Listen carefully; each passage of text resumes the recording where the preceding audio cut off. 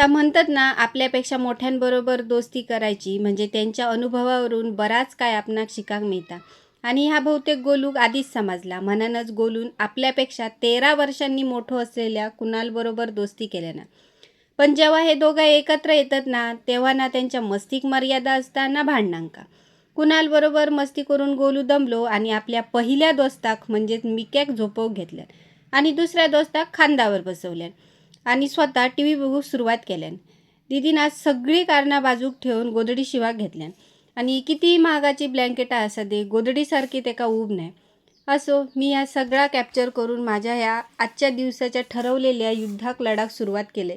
म्हणजेच ह्या कपाटातल्या पसाऱ्याक आवरूक सुरुवात केले. कपाटाची ही अशी अवस्था म्हणजे खैतरी बाहेर जाताना माझ्या मागची असलेली घाई आणि दुसरा म्हणजे नंतर कपडे घडी करून ठेवूया असा स्वतःक दिलेला कारण. आणि ह्या दोनही कारणांची बेरीज म्हणजे ह्यो असो कपाटाचो रिझल्ट.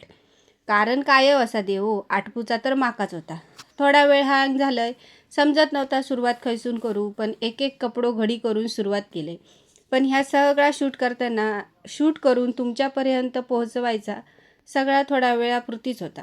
कारण आत्तापर्यंत टी व्ही बघत असलेल्या छोट्या डॉनची एंट्री झालेली. मग काय ना मोबाईल जाग्यावर राहता ना ट्रायपॉड. मग हे 360 डिग्री अँगलने ब्लॉग शूट होतात माझे. मोबाईलबरोबर माझा पण डोक्या घराघरा पिराक सुरू होता. चला तर मग आजच्यापुरती इतकेच गजाली. अशाच मालवणी गजालींसाठी चॅनलला लाईक शेअर सबस्क्राईब करा.